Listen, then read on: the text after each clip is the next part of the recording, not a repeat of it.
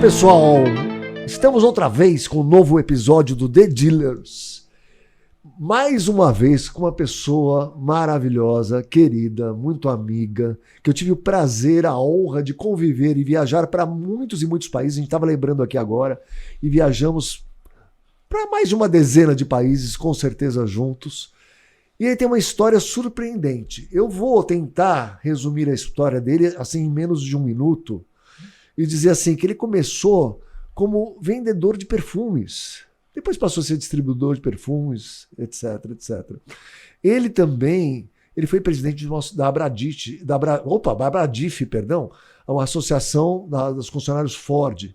E num jantar da casa dele, etc, há muito tempo atrás, ele recebeu um gerente regional da Fiat e ele vai dizer o que aconteceu. Eu estou aqui com o meu amigo Sérgio Zardo, sócio do Grupo Barigui. Muito prazer em recebê-lo. Estou muito feliz de estar aqui com você. E é uma honra.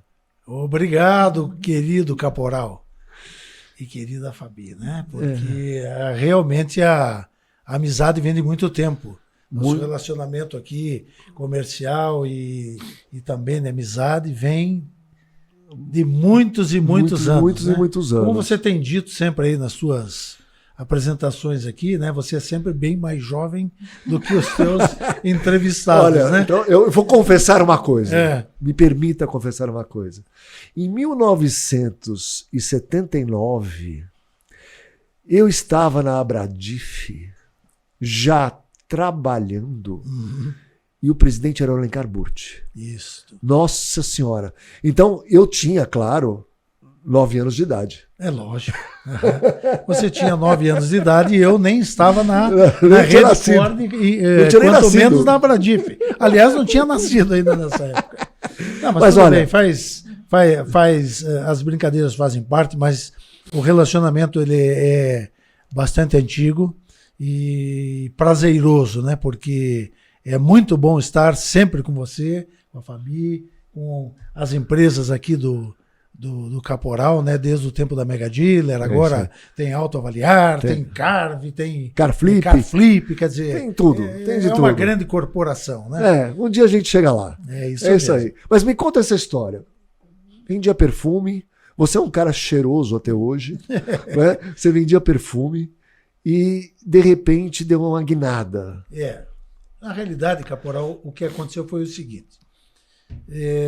O meu pai tinha alguns conhecidos naquela época, eu devia ter 19 anos de idade, já estudava, já estava na faculdade de Direito, onde eu me formei, e o meu pai queria ver algum investimento que poderia fazer para os filhos terem o que fazer, né? Mas a advocacia... Não, a advocacia foi estudo. Foi estudo. Eu tenho um filho advogado também, né? Eu costumo dizer que direito serve para qualquer área. Exatamente. E é uma realidade mesmo, porque a faculdade de Direito te dá conhecimentos, né, sobre direito comercial, direito do trabalho, direito tributário, direito civil. Então... Penal. Ocorre que vamos deixar o penal de lado e todos os outros servem para a vida empresarial. Para a vida empresarial. Né? Principalmente porque você hoje em dia tem contrato para tudo, então necessita cada vez mais de advogados para que avaliem todos os contratos e tal. Então isso dá a você conhecimentos, né? Uma empresa, por exemplo, vamos voltar um pouco no tempo atrás, mas você tinha que emitir uma nota fiscal, você tinha que emitir uma fatura, você tinha que ter uma duplicata e tal. E caso as coisas não dessem certo, você tinha que ter isso tudo regularizado para poder executar através do advogado. Então, a gente aprendia tudo isso na faculdade. Então, faculdade foi para conhecimento. No caso dos perfumes, aconteceu... MacGregor, não é isso? MacGregor. Olha MacGregor. Só. Eu conheci esse perfume. Esse aí foi uma fábrica, uma indústria que já existia e estava precisando de sócios. Olha que legal. E aí o meu pai conhecia lá quem era do Paraná. A fábrica era no Paraná. A marca era uma marca estrangeira e que a fábrica tinha a licença para produzir aqui no Brasil. E aí nós entramos de sócio e eu fui trabalhar lá e conhecer primeiro sobre perfumes e depois administração. Então ficamos vários anos produzindo. E vamos chamar assim, do perfume veio o desodorante, que veio o sabonete, e que veio caneta, que veio o relógio, tudo. Olha só, com a mesma marca. Com a mesma marca. Então, porque a licença que existia permitia que se trabalhasse com todos esses itens. Na sequência, o que aconteceu? Houve a oportunidade de montar uma distribuidora de perfumes, com exclusividade para certas marcas que estavam operando no Brasil. A primeira delas foi Paco Rabanne. Então pegou-se a distribuição para todo o sul do Brasil, da Paco Rabanne. Mas era um sucesso o perfume Paco Rabanne. Isso, até hoje, né? Até hoje. Então, existia uma fábrica aqui em São Paulo, que também tinha licença para produzir o Paco Rabanne no Brasil. Aí você pegou a distribuição para o sul. Nós pegamos a distribuição para o sul. E, entre outras coisas, a Paco Rabanne, além de perfumes, também tinham outros produtos que estavam dentro da linha de perfumes e cosméticos. Aí, mais um tempo para frente, também produzia-se aqui no Brasil alguns produtos da Christian Dior. A grande maioria era importado, a sede era no Rio de Janeiro, era uma empresa que era ligada à própria Christian Dior de Paris, e nós pegamos a distribuição também da Christian Dior e vendíamos para lojas de departamentos, que eram famosos naquela época, né? Eram os canais de venda, lojas de perfumes e tal. Então, esse foi o primeiro caminho, né? Depois, na sequência, passado vários anos, houve uma oportunidade, junto com os parentes, para adquirir uma empresa que era muito tradicional na produção de móveis, que era a Móveis Gelman. Era uma fábrica grande que existia desde 1913. Nossa, tradicional, né? Era tradicional. E produzia móveis que eram vendidos aqui mesmo, na época, no Mapping, na Mesbla, em todas essas lojas, porque eram, vamos assim dizer, tinham produtos de design que eram vendidos, cadeiras, mesas, etc. E depois o que aconteceu? Nós decidimos nos focar mais... Numa linha popular. Não foi numa linha popular, foi na linha de armários embutidos. Armários embutidos. Armários embutidos, porque a produção era em série, todas sob medida, mas você produzia uma série de itens em série, o que dava... A escalabilidade. Né? Exatamente, dava escala. Então, nós compramos essa empresa que tinha problemas financeiros e tal, deixamos a empresa em ordem, capitalizamos, pagamos todas as contas, investimos em maquinário, na produção, design, um monte de outras coisas, e vendemos os produtos no Brasil inteiro. Que legal. Durante muitos anos. E ela também tinha um patrimônio imobiliário gigantesco. Ela tinha as instalações dela dentro da cidade de Curitiba, num imóvel de mais de 100 mil metros quadrados. Nossa. E 24 mil metros quadrados de área construída em diversos barracões individualizados, alguns juntos e alguns separados. O que aconteceu? Por que eu conto essa história?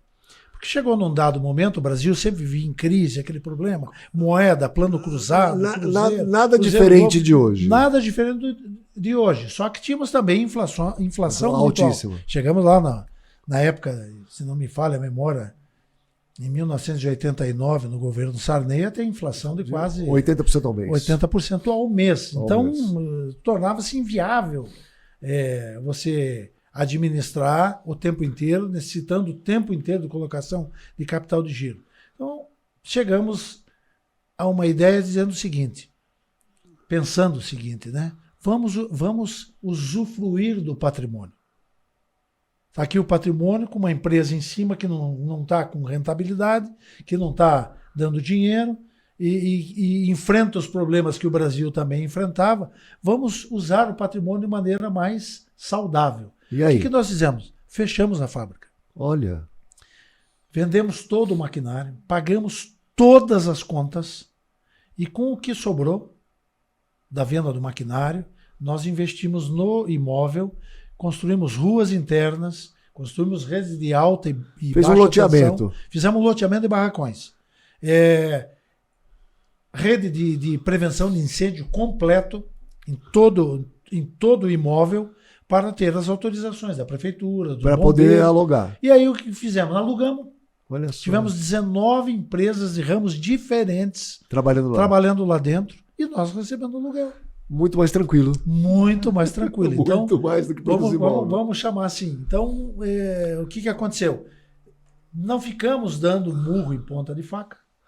Muito bom. E teve então um jantar na sua casa. E aí, nesta época em que fizemos, porque esse condomínio empresarial, vamos chamar assim, naquela época que foi criado, ele foi um embrião de condomínios logísticos que temos hoje, no Brasil inteiro. Sim, sim. Porque, na realidade, não existia um dessa condomínio forma de empresas que você ficava alugando barracão para um monte de empresas estarem trabalhando nisso. Juntos no mesmo ambiente. De onde eu conheci isso? Numa viagem para os Estados Unidos, aonde eu fui em regiões aonde tinham muitos barracões, em que tinham várias empresas instaladas dentro dos barracões. Daí que bacana, veio essa ideia. Quando estávamos nessa vida mais tranquila, vamos assim dizer, vivendo de aluguel, aconteceu de ter uma ideia de se buscar uma concessionária de veículos. Naquela época, a Fiat estava em Curitiba um pouquinho, vamos assim dizer, não tão bem representada. De lado. De lado. E aí, nós conhecíamos o gerente regional, que era pai de uma amiga nossa. Só que a gerência regional da Fiat ficava em São Paulo. E ela, além de trabalhar com o estado de São Paulo, o Paraná fazia parte do escritório regional. E numa das visitas do gerente regional, eu convidei para um jantar na minha casa. Porque a gente conhecia, né, a moça, a amiga nossa, e o pai dela. Então, quando ele foi para lá, eu fiz o jantar lá em casa, aproveitamos e fizemos a proposta para ele se havia a possibilidade de haver a concessão da Fiat. E aí nós demos início ali. Aí ele pediu para fazer uma correspondência, colocar a proposta, quem seriam os sócios e tal. E naquele momento a gente enviou a proposta, a correspondência com quem seriam os sócios daquela empresa e demos início ali às tratativas, então, para conseguir a concessão da Fiat. Não tínhamos endereço ainda e só tínhamos a ideia. O que aconteceu é que aquilo deu sequência dentro da Fiat, mas chegou num determinado momento e esbarrou. O ano, mais ou menos, foi 1986. 86. Oh. Ocorre que a Fiat tinha um problema com um dos concessionários na cidade que tinha uma ação contra ela. E naquela época não existia nem legislação que regulava... Renato Ferrari não tinha... não existia. A lei Renato Ferrari é de 89. 89. Então, o que aconteceu? Tendo em vista aquela ação que existia entre um concessionário com a Fiat não pôde dar sequência. Ocorre que com a promulgação da lei Renato Ferrari em 89, a Fiat se sentiu liberada e mandou a correspondência e disse assim, preciso que vocês renovem, atualizem o cadastro, porque nós vamos dar início. E aí, depois, né, foi 89 saiu a lei, acho que 1990 ou 91, acho que foi em 91, a Fiat chamou, pediu atualização do cadastro e aí houve, deu início, aí já tinha até o imóvel, nesse momento tinha sido comprado o imóvel. Estava esperando. Mesmo não tendo garantia nenhuma, mas era um bom investimento também, ficou ali o imóvel. Aí quando a Fiat voltou, já tinha a localização, o imóvel, e foi dado sequência daí o início, em 1991, foi dada a autorização para abertura. Esse foi o início do Grupo Barigui. Do Grupo Barigui. Que é o maior do sul do Brasil, um dos maiores do Brasil. Exatamente. Foi ali que a matriz é ali naquele lugar até hoje. Iniciou com a concessionária Fiat ali e hoje o Grupo Barigui possui... Quantas marcas? 17 marcas, operando uma de caminhão e outras... Uma de caminhão, uma 16. De motocicleta e outras 15 marcas de automóveis. Operando nos 3 estados do sul do Brasil. Nos 2 estados, Paraná e Santa Catarina. Rio Grande do Sul não. E são 70 lojas. Muito bom, hein? Muito bom. E aí, mas conta uma coisa.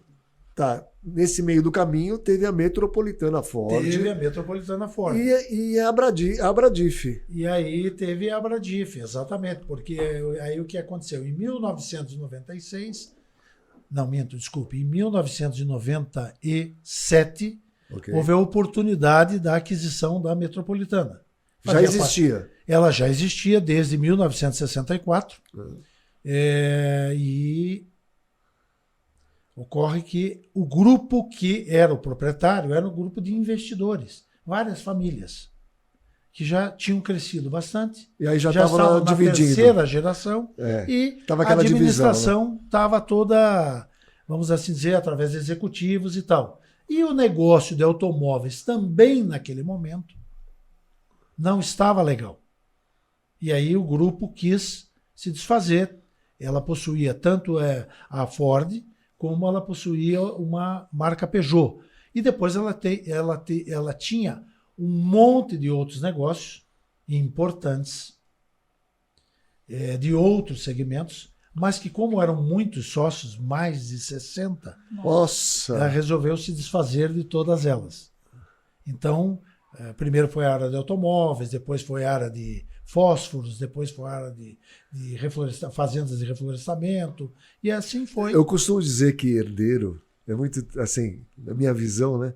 Qualquer coisa para ele é lucro, né? Porque, assim, quando ele se desfaz de algum bem que herdou, pode ser um imóvel, pode ser um negócio, tanto faz.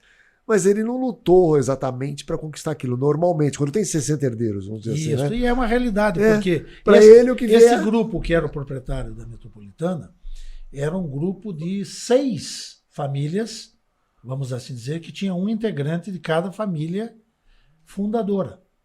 Ocorre que de cada um daqueles 6 virou 60. E já estava na terceira geração. E praticamente não tinha quase mais ninguém dos fundadores vivo. Muito poucos.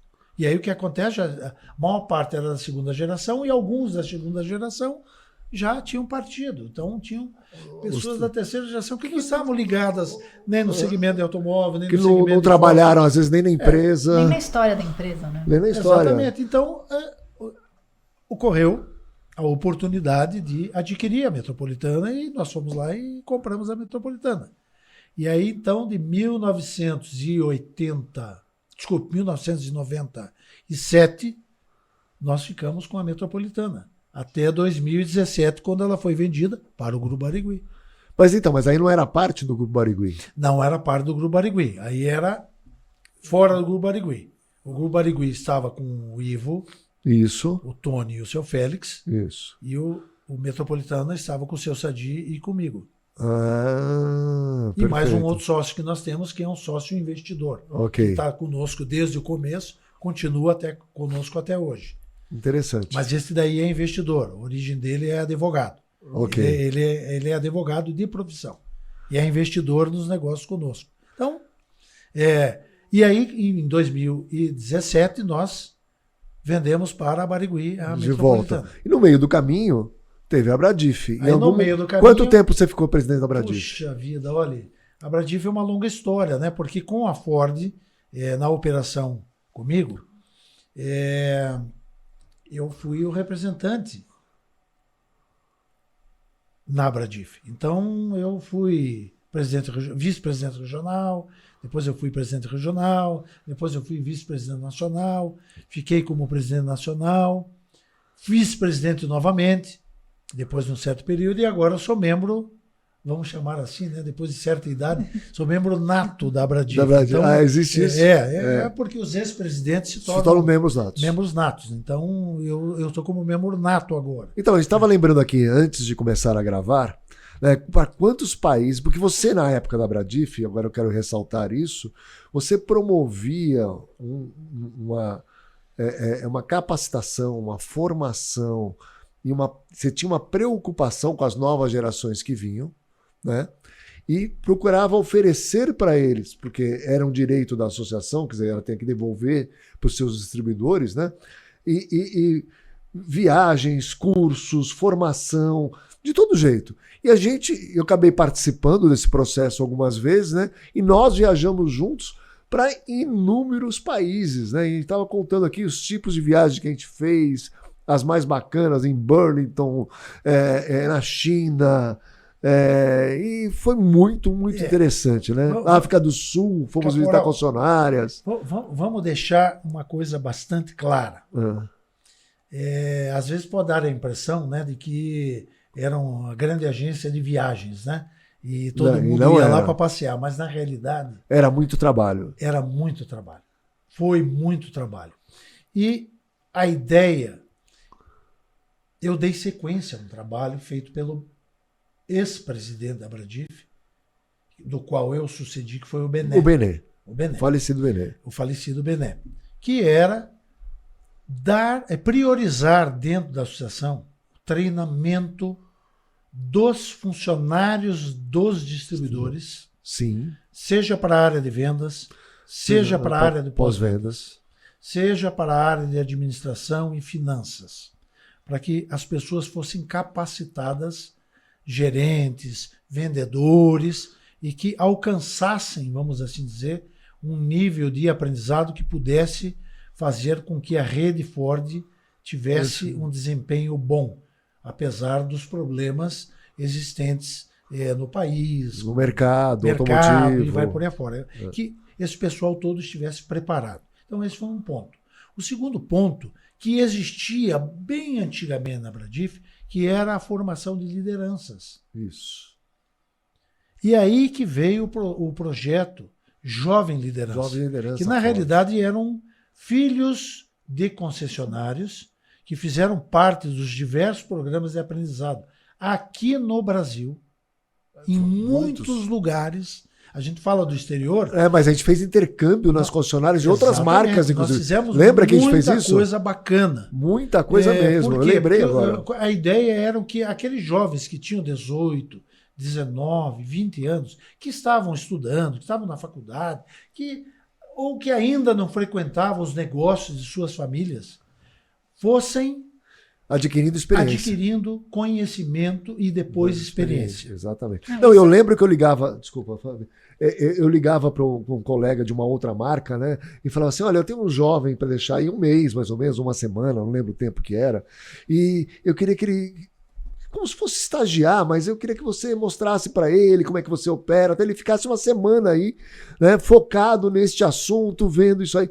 Isso a gente fez no Brasil inteiro, isso foi uma coisa tão legal. Você me lembrou agora. Foi muito bacana pelo seguinte, porque nós fizemos diversos cursos de liderança. Por exemplo, com a família Schirman em Florianópolis. Foi. Com a Amazônia, na Amazônia, conhecendo toda aquela região lá e vendo a necessidade daquele povo. Fizemos aqui em São Paulo vários eventos no Google, de jovem liderança, com encontros, com palestras. Fizemos com o Bernardinho. Sim. Fizemos com aquele rapaz que fez o Tropa de Elite. Não o filme, o que originou a história. Então, tudo para levar conhecimento de como liderar a equipe, isso e aquilo. Isso com a turma dos sucessores, dos jovens. Depois, evidentemente, o que aconteceu é que a gente partiu também em conjunto com a sua empresa e com algumas outras também, né? Para conhecer outros países, sempre com envolvimento com a marca Ford. Sim. Então, os jovens visitaram feiras, exposições, seja em Frankfurt, seja em Paris, em Pequim, no Salão de Pequim, em Detroit, sim, no Salão Detroit. E também ficamos na Ford em Dearborn. Foram, vamos assim dizer, conhecer o que a Ford tinha de produtos no exterior e que poderiam vir para cá. Brasil. Então esse foi o primeiro ponto. Segundo, houve um trabalho bastante grande com a Ford em Dearborn. que foi muito bacana, muito bacana. no Centro de Desenvolvimento, Sim. Centro de Design, com palestras, com recepção por parte da diretoria da Ford. Foi muito lá, legal, Helena foi Ford, muito bacana. com os jovens todos, foi muito bacana. Você falou da África do Sul. Na realidade, a África do Sul ela foi uma passagem para a China. Isso. Foi o meio do caminho. Mas para na volta a a gente não visitou. Só que o que aconteceu é que usou-se a passagem para ir conhecer o mercado financeiro da África do Sul, que tinha muita ligação com o mercado automotivo. Com o mercado automotivo. Isso. E foi se aprender como que os bancos atuavam no mercado automotivo e que isso poderia ser aplicado aqui no Brasil. Por quê? Porque o segmento de automóveis não é só vender carro, né? Não. A gente não vende só carro novo fabricado pela montadora. Você vende o carro seminovo que entra no negócio, você vende o financiamento bancário, você vende o seguro, você vende o pós-venda antecipadamente. Acessórios. Então, acessórios, você tem uma série de produtos que são produtos que são ofertados para os consumidores junto com o automóvel, seja ele novo ou seminovo, mas que também são agregadores ou facilitadores, né? Porque você precisa desses produtos para poder vender o carro. O Brasil é um país que necessita ter consórcio para poder vender, viabilizar, né, a venda através do consórcio. Ainda mais com a inflação que está hoje. Exatamente. Você precisa viabilizar o financiamento para poder vender o carro, porque se não tiver esse meio, você não atinge o fim, que é vender o produto final. Mas você ia perguntar o quê?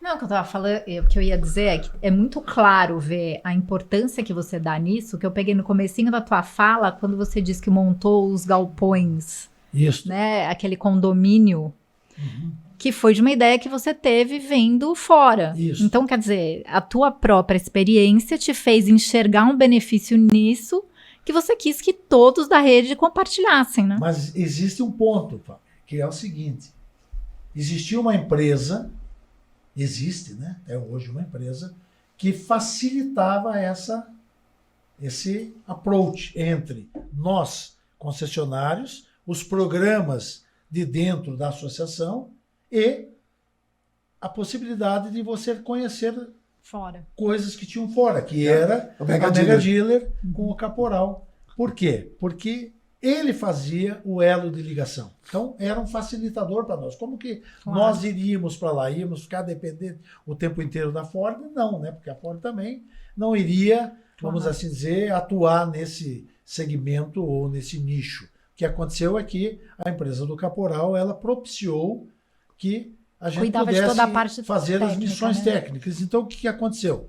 A missão técnica, ela gerou a visita na feira do automóvel, no Auto Show, propiciou. Sim. Propiciou a gente visitar fábricas de automóveis, propiciou, porque se a gente for China. analisar, nós somos a China e nós visitamos aqui hoje os players que estão aqui.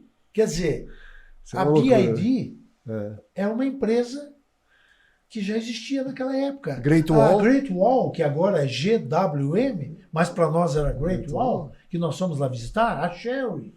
Outra empresa que nós... Então, são fabricantes que nós fomos conhecer lá atrás. Quer dizer, vamos lembrar o ano, eu sei qual foi o ano. 2010? Foi 2008. 2008 foram os membros do Conselho de Associados. E em 2009 foi o grupo da Jovem Liderança. Foram 2 vezes, né? Foram 2 vezes. Eu não fui 2 vezes, mas o segundo grupo foi o grupo dos jovens. Então, o que aconteceu? Nós visitamos a Great Wall e uma coisa que tem que ficar um pouco clara. Naquela época, a Great Wall possuía uma área de crash test dentro da fábrica. Que eu saiba, não há nenhum fabricante brasileiro que tem uma área de crash test aqui no Brasil. E foi uma das melhores fábricas que a gente já visitou na vida, né? Que era uma coisa impressionante, porque as outras fábricas na China não eram assim. Isso. Mas a Great Wall, para nós, foi uma surpresa. E era uma empresa privada, né? Uma empresa privada. Até hoje, ela não possuía capital nem do governo chinês, e a gente sabe da história, né? Desde aquela época até hoje, parece-me que no ano que vem isso se encerra, mas todos os fabricantes estrangeiros que operam na China, eles precisam estar ligados a um fabricante local. E a Great Wall era a única que atuava. E outra coisa, as fabricantes todas tinham uma parte do capital do governo chinês, que queria desenvolver. E o Great Wall era uma fábrica que possuía o capital privado. E aí nos conhecemos. Então, o que acontece? Eu lembro, só vou te interromper, porque eu lembro de uma viagem que a gente fez para Chongqing. Chongqing é uma cidade, foi a capital da China, é a maior cidade da China, bate Beijing e Xangai, mas é uma cidade industrial. Isso. E a gente ficou no hotel Sheraton. No Sheraton, ninguém falava inglês. Era difícil se comunicar. Você imagina no resto, né? Era uma barreira naquela época muito grande. E era no interior, né? Bem no meio da China, né? E era uma barreira muito grande. Era uma coisa assim que a gente rompia limites ali, né? A gente tinha que dar um jeito, as coisas funcionarem. Olha, sensacional isso. Isso faz quanto tempo, né? Foi em 2008. Então, só voltando um pouco, nós visitamos os fabricantes e Chongqing nós fomos visitar porque lá ficava a fábrica da Ford. Foi por isso que nós fomos a Chongqing. E vamos para Chongqing e tal, que bacana, tal. Pega um avião, voa lá, desce lá. Quando você chega, você descobre que a região metropolitana de Chongqing tem 32 milhões de habitantes. É uma loucura. O hotel que nós ficamos tinha 51 andares. Não. Quer dizer, alguém tinha ouvido em 2008 falar de Chongqing e a gente chegou lá, fomos visitar a fábrica da Ford. A fábrica da Ford produzia não só Ford, Mondeo, né? Porque o Mondeo é o europeu, né? O americano é o Fusion, né? Mas o Mondeo é o europeu. Fabricava o Mondeo, fabricava o Focus, fabricava o Fiesta e ainda fabricava o modelo da Jaguar. Isso, de outras marcas. Porque era a marca que a Ford tinha adquirido, né? Então tinha Jaguar e ainda tinha mais uma outra marca lá. Então, nós fomos lá, visitamos tudo aquilo lá numa época muito diferente. Não, e você via que tinha uma parte dali, né? Porque diferente de Beijing e Xangai, em Chongqing você via aquela cena daquele carregador, aquele cara com aquele chapéu, um pau nas costas, um bambu, com duas trouxas andando na rua. Isso era uma coisa assim, bem China feudal, vamos dizer assim. E aí você verifica que nós estamos falando de 3 fabricantes que estão operando no Brasil hoje. Então você volta lá naquela época e diz assim, não, tudo bem, todas as marcas estão aqui, Volkswagen, Chevrolet, BMW, Mercedes e tal, mas todas estão ligadas com fabricantes locais. Os produtos que estão sendo fabricados lá são para o mercado chinês. Não vai ter um produto Mercedes ou Ford que irá sair de lá e vir para cá, tomar conta de Europa, nem de Estados Unidos, não. Eles foram para lá, investiram lá junto com o para vender para aquele mercado, atender o mercado. Atender aquele mercado.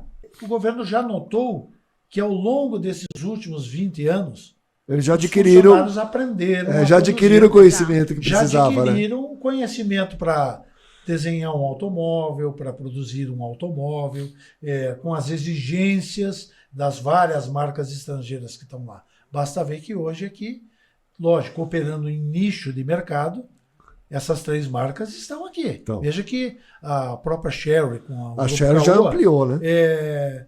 Já mudou de forma de operação. Já está indo para o veículo híbrido e atendendo toda a linha e com a tendência de eletrificar mais para o futuro, que é o que está acontecendo com a BYD e também com a GWM. Né? Então, se você olhar aqui, voltar lá atrás em 2008 e verificar que aqueles fabricantes que a gente foi lá visitar para ter conhecimento, sensacional isso, estão agora aqui no Brasil. E para dar só uma continuidade com o aprendizado dentro da associação, você sabe que a associação, ela em parceria com o INSPER, criou um programa de MBA do setor automotivo para os sucessores. E cerca de 40 alunos aproximadamente estudaram no INSPER e se formaram no MBA lá no segmento automotivo. E vários daqueles jovens, isso eu posso falar com orgulho, vários daqueles jovens estão no negócio hoje, Até administrando hoje. o Sim, negócio, já liderando assumiram, o né? negócio. Já assumiram o negócio. Já assumiram o negócio, vários daqueles jovens. Eu vou trazer alguns aqui. Então é muito bacana, muito porque bom, né? você verifica que aquilo que Deu frutos, né? aquilo que foi criado lá atrás como uma visão, como um pensamento, hoje está aí dando frutos, né? Então Muito muito bacana. bacana, porque é um orgulho verificar que aquilo tudo que se criou na parte de treinamento para os sucessores deu frutos. Esse em primeiro lugar. E a Bradif continua investindo muito na área de treinamento para gerentes, vendedores, gerentes de pós-venda, mecânicos, porque a evolução Contínua, né? Nós agora estamos aí com a parte de híbridos, a Ford mesmo até o fim do ano está trazendo um carro totalmente elétrico, então esse conhecimento precisa novamente ser difundido, porque a evolução continua. Muito bacana. Mas muito bacana mesmo. Eu fico feliz e orgulhoso de ter participado dessa história. Eu vejo jovens que à época tinham 17, 16 anos, hoje eu encontrei homens formados hoje em dia, né, assumindo seus negócios. A gente vai ter a oportunidade de encontrar com vários na FenaBrave, Exatamente. no Congresso FenaBrave, na quarta e quinta-feira. E para mim é um motivo de orgulho. Eu brinco com alguns, né, que eu ficava pegando no pé, etc. E hoje eu fico olhando para eles assim e falo assim, nossa, Exatamente. muito bacana. E você continua jovem, você veja, né? Eles estão. Só eu que não envelheci, né? Exatamente, só você que não envelheceu. Continua o menino de sempre. Né? Exatamente, é isso aí. Mas é muito bacana. Muito bacana. Essa evolução dentro da associação foi muito bacana, essa evolução dentro dos negócios foi bacana. E a mudança que a Ford fez. Eu queria saber a tua opinião. No início do ano 2001, o que eu posso dizer para você? Lógico que a gente fica triste quando uma marca vai embora, né? Não é que ela vai embora, ela foi embora, ela deixou de produzir no Brasil. Boa, é isso aí. Ela não foi embora do Brasil, ela continua no Brasil.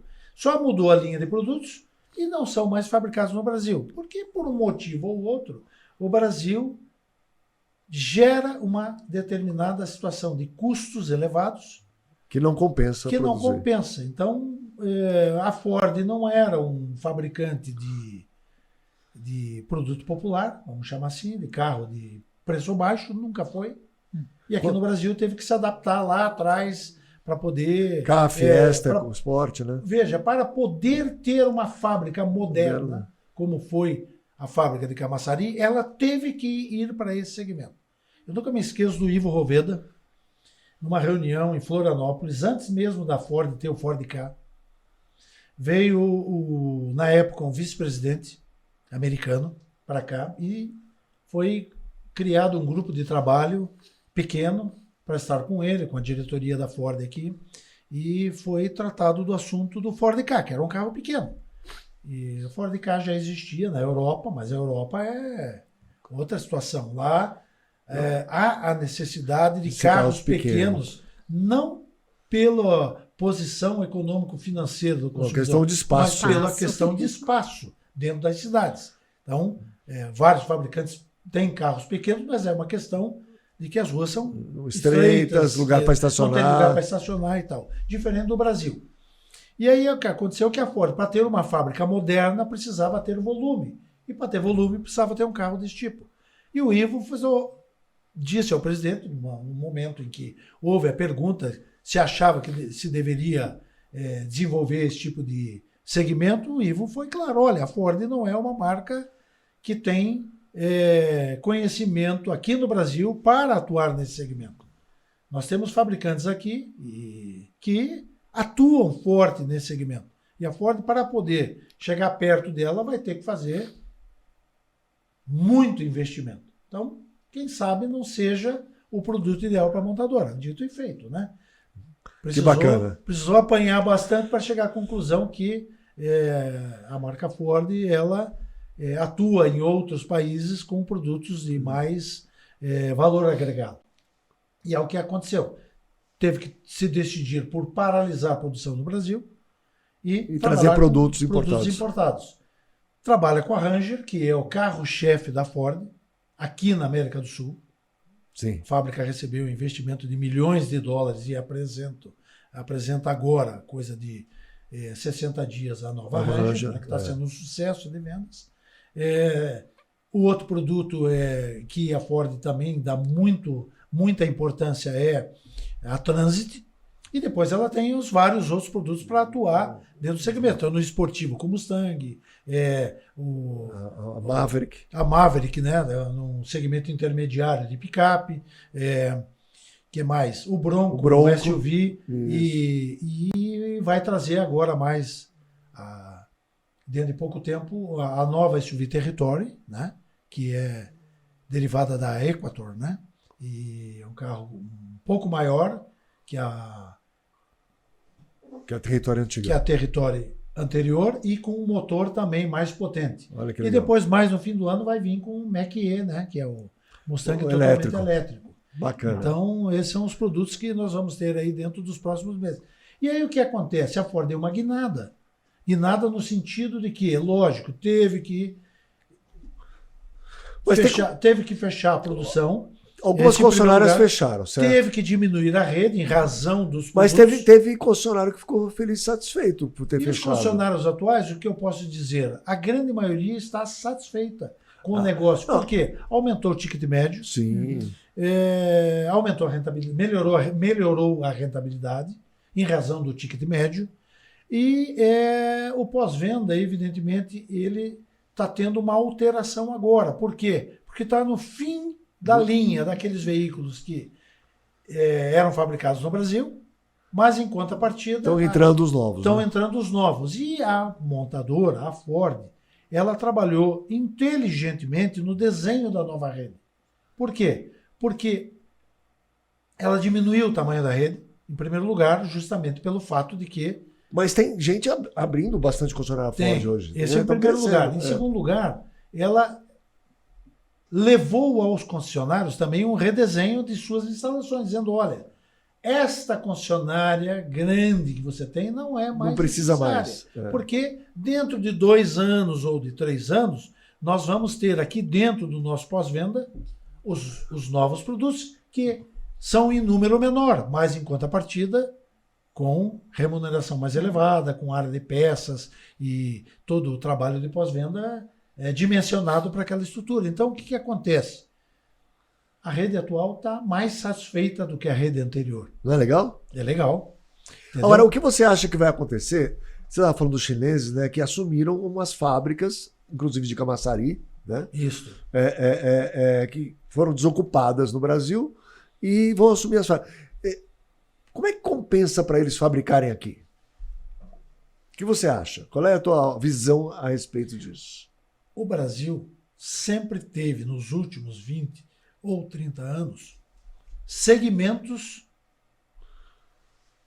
em que as montadoras daqui atuaram e deixaram para outras fábricas na América do Sul e também em outros lugares do mundo, por exemplo, o México, produzindo para outros segmentos. Então, o que aconteceu? Ao longo dos últimos tempos, Volkswagen, Ford, ou seja, na gama General de produtos, Motors, né? Renault, que são fabricantes que estão operando no Brasil em mais larga escala, operando com segmentos de veículos de menor tamanho e menor preço. De entrada. E deixando como complemento nas suas fábricas mesmo produtos importados, provenientes da Argentina, em razão do acordo do Mercosul, do México, aonde os veículos entram sem pagar os impostos de importação pelos acordos que existem. Então, carros maiores que Ford tem, GM tem, Volkswagen tem, vêm desses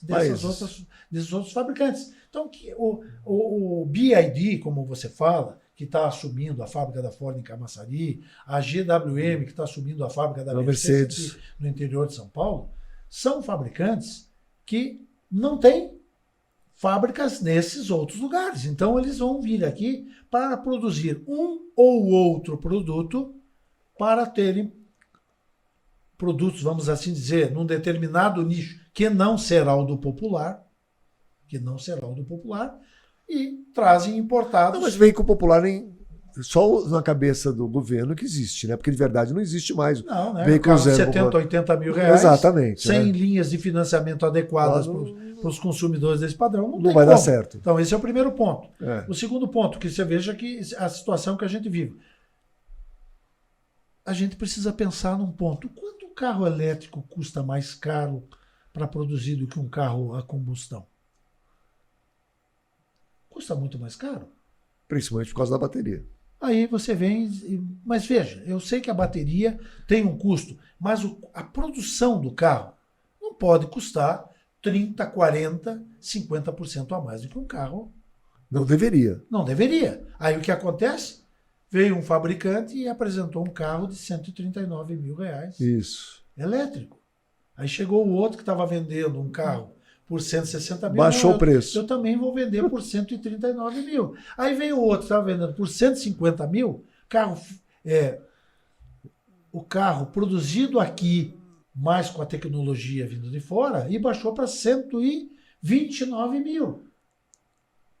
E agora, na semana passada, você verifica que mais um outro trouxe um carro por 119 mil. E isso não vai parar. Não vai parar. Porque, como eu disse, não custa tão mais caro fazer um carro pequeno só porque ele é elétrico. Não. Porque, na realidade, é o seguinte, a bateria custa mais cara, mas olha quantos componentes de não motor tem que usar, você exato. deixou de ter. Exatamente. Produzindo um motor Não, elétrico, e você acha então que vai ter carro elétrico de 70, 80 mil? eu acho. Eu também acho, tenho certeza disso. Eu acho. Né? E, de qualquer maneira, eu acho que os chineses vão ser precursores nisso aí. Eles Vão vão porque trazer. estão trabalhando num nicho que os Exato. outros fabricantes mais antigos que atuam no Brasil, eles não têm esse nicho, eles não trabalham nesse nicho. Eles vão E o que correndo tá atrás acontecendo agora, que, né? os fabricantes chineses estão vindo atuar nesse nicho e ao atuarem nesse nicho, eles estão demonstrando para todos nós que eles podem ter bastante sucesso e podem ter volume. Você veja, o motorista de táxi que me trouxe aqui conversou comigo exatamente sobre isso. Exatamente sobre como eles estão passando a ideia de que, por mais que estejam vendendo lá 1000 carros, mas como estão tendo sucesso com 1000 carros. Então, a imagem que se passa é que o Brasil tem realmente condições de fabricantes virem, atuarem no nicho e terem sucesso. O que precisa é que as montadoras maiores precisam ter áreas também que olhem nicho e deem valor para aquele nicho. Não que façam parte de um todo, mas que... Então, mas você não acha que o carro híbrido, por exemplo, ele vai ficar tão popular que todo carro vai ser híbrido, de certa forma, eletrificado, né? E aqui no Brasil, eu acredito o seguinte, o carro 100% elétrico ainda vai demorar muito.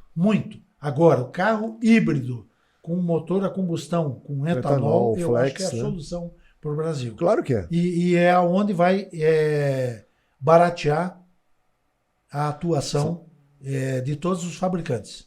Eu acho que se eles investirem nesse nicho, eles vão poder ter uma chance de sucesso bem maior. Exatamente. Né? É dessa maneira que eu penso. Perfeito. Também. Bom, cadê o presente dele? Tá aqui, já se tá certo. Ninguém vem aqui sem ganhar presente. Puxa. E você vai ganhar um presente do importador Larethuzel, que ele importa direto da Itália. Ele é aqui de Vinhedo. Importa direto da Itália. Eu quero ter o prazer de entregar para você. Tem a plaquinha dele ali, ó. E aqui abaixo aí. Pronto. Larethuzel. É isso aí. Muito obrigado, Caporal. E tem mais um kit autoavaliar. Puxa. Com uma canequinha igual a essa. Se eu deixar aqui, né? Pronto. Tem uma canequinha, pra você levar de lembrança. Quando você tomar alguma coisa nessa caneca, você vai lembrar. Estive no podcast de The Dealers. Olha, eu vou dizer uma coisa para você, Caporal, e para você, Fábio. Eu acompanho a vida de vocês há muito tempo. Desde o tempo da Mega Dealer, desde o tempo em que vocês foram morar nos Estados Unidos, acompanhei a vida de cada um, seja você na área e seja você naquela área que você quis dos doces lá, né? Dos brigadeiros. Isso. Eu soube de toda a história, inclusive achei super bacana a história do da cozinha e depois da cozinha industrial. Isso. Caporal contou para mim, né? E eu achei aquilo uma solução magnífica, porque não veio alguém bloquear o empreendimento. Veio alguém para dizer o seguinte: olha, é necessário que você faça daquele jeito, porque daquele jeito é o certo. E você vai ganhar Foi dinheiro isso assim. mesmo. E você vai ganhar dinheiro desse jeito e dentro das, como é que se diz, das normas As americanas. Então, acompanhei toda aquela história. Que legal. Depois acompanhei o retorno. Show. E o retorno para Vinhedo, né? E hoje eu estou aqui e quero dizer o seguinte, para vocês todos que estão assistindo, que é muita emoção poder dar esse depoimento aqui, ter sido convidado, agradeço. Isso é uma A honra pra lembrança. gente. Eu Uma honra pra agradeço a gente ter você lembrança, aqui. porque nós temos uma história muito bacana, né? De um trabalho em conjunto que agregou muito para todos nós. Então eu, de coração, agradeço o convite e agradeço o nosso bate-papo super bacana que tivemos aqui. Muito bom, muito Muito obrigado. legal. Legal. Muito Prazer. legal.